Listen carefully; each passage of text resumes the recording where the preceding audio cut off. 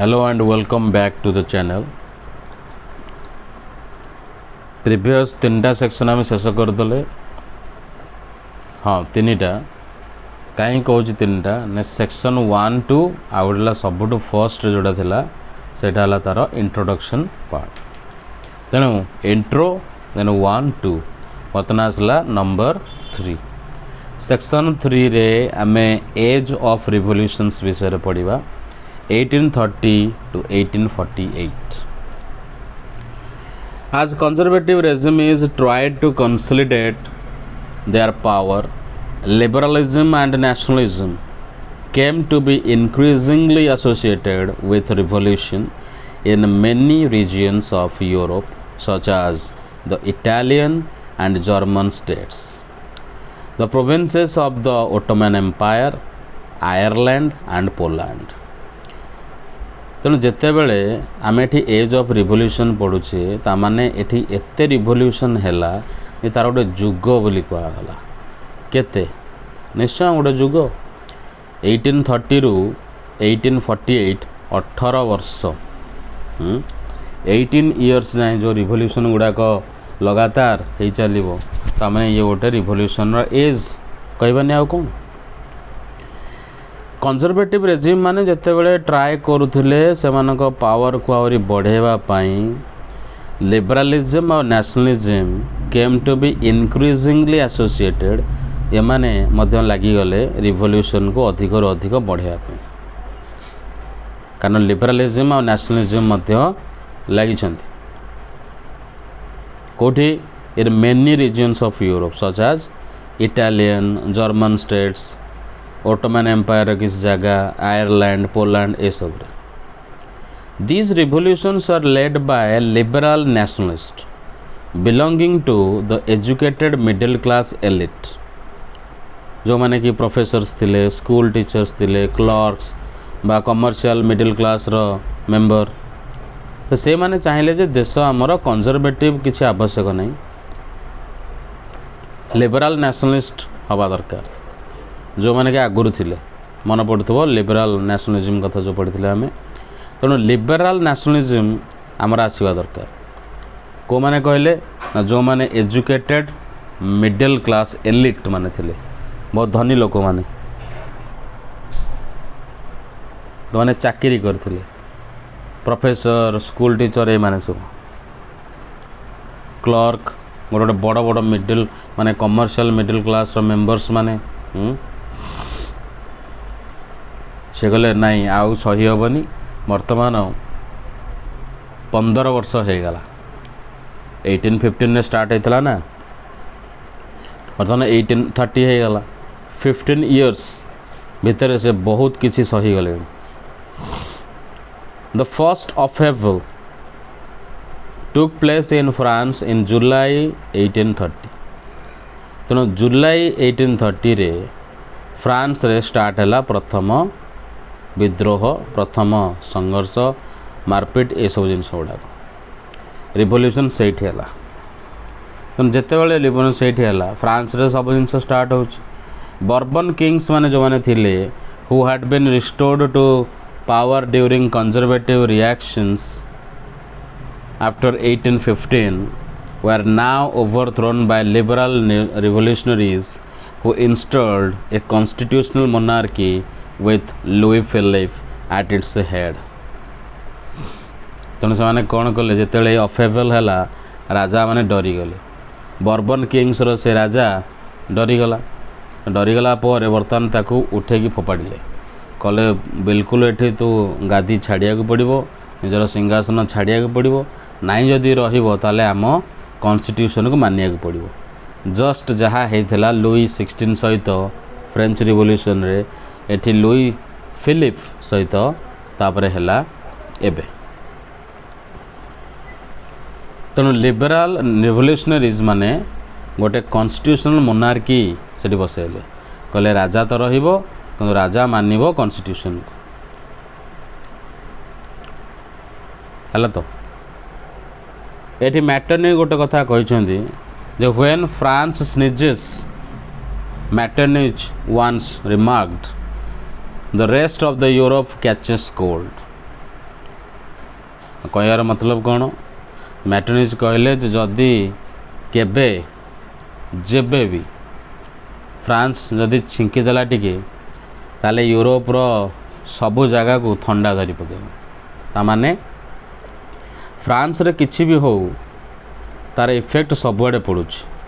Europe गोटा जगह पड़ुछ तेणु जेहेतु फ्रांस रे वर्तमान अफेबलटा होती तेणु किछि संदेह नहीं जे यूरोप गोटा जाक ये माड़ी जीव तेणु से डर रे ये समस्ते डरिकी रहिले। The July revolution sparked an uprising in Brussels which led to Belgium breaking away from United Kingdom of the Netherlands। आम ये पढ़ी टिके पूर्वर फ्रांस को जो घेरे थिले तार वियना कांग्रेस जिनसुड़ाक डिसाइड करते बेल्जियम को दे देते क्या UK under of the Netherlands तेणु बर्तमान सेठी अपराइजिंग गोटे होगला जुलाई रे ब्रुसेल्स रे ब्रुसेल्स बेल्जियम रो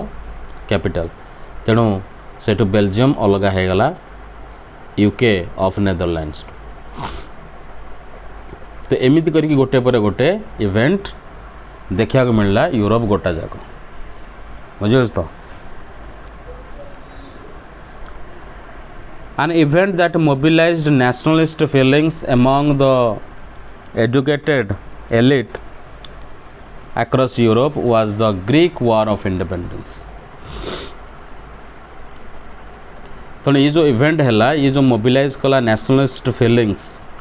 एजुकेटेड एलिट मानक भितर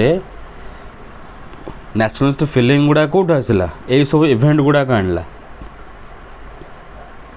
तेणु यूरोप गोटा जाक लोक एथिरे बासिले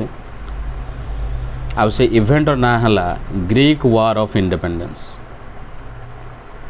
ग्रीस रे मध्य जिनस आरंभ होगा। Greece had been part of Ottoman empire since 15th century 15th century रू ओटोमन एम्पायर अंडर ग्रीस रही आसला। The growth of revolutionary nationalism in Europe sparked off a struggle for independence amongst the Greeks which began in 1821। किंतु एबे सिना आम 1830 कथा कहूँ से 1821 रू से इंडिपेंडेंस पाई स्ट्रगल करी आसले रिवोल्यूशनरी नेशनलिज्म माने कोठी ग्रीस रे। Nationalists in Greece got support from other Greeks living in exile and also from many West European who had sympathies for ancient Greek culture। तेणु ग्रीस रे थिबा नेशनलिस्ट केवल नुह ता सहित जो ग्रीक लोक माने बाहर रोचंदी लुचिकी थिले से माने भी सपोर्ट कले केते गुडे वेस्ट यूरोपियंस माने मध्य तांको पई सहानुभूति देखेले सिंपाथी देखेले जे ग्रीक रो जो कल्चर रही एंशिएंट कल्चर ताको आमे सपोर्ट करिया दरकार जदि आमे ताको इंडिपेंडेंट न दबा ताले से तांको कल्चर सब माटी मिसी जीवो Ottoman empire under. Poets and artist lauded Greece as the cradle of European civilization and mobilized public opinion to support its struggle against a Muslim empire। तेणु पोएट और आर्टिस्ट माने मध्य ग्रीस को बहुत प्रशंसा कले जे एठू सबू यूरोपियन सिविलाइजेशन रो आरंभ होइछि। क्राडल माने हला छोट दोली गोटे तेणु सबू जिनसर माने छोट पिला यूरोप से खेलिकी बढ़ी कहबार अर्थ जिते यूरोपियन सिविलाइजेशन होती ग्रीस रु स्टार्ट हो तेणु या आम बचेबा आम काम आ मोबिलाइज कला पब्लिक ओपिनियन लोक मैंने सपोर्ट कले जे गोटे मुस्लिम एम्पायर अंडर आम बिल्कुल रहिबा नहीं। The English poet Lord Byron organised funds and later went to fight in the war. तेणु एमती करिकी बहुत लोक ए सामिल हेले तांका भीतर जड़े होचंदी लॉर्ड बायरन ये हेले गोटे पोएट जे कि इंग्लैंड रो आछंती इंग्लिश पोएट ये फंड माने पैसा ऑर्गेनाइज कले पैसा एकाठी कले एवं फाइट करिया पई वार रे चलले किंतु वार सिना पळेले जे पोएट से कौन सोल्जर भाया लड़ी पार तेणु से जाकि से मरीगले where he died of fever in 1824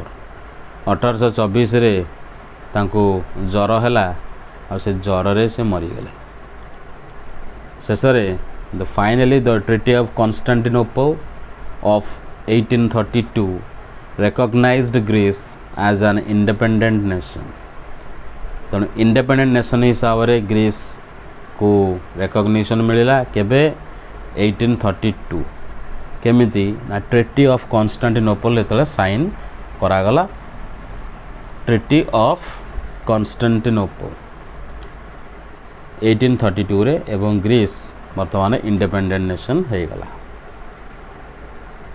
हला ओके।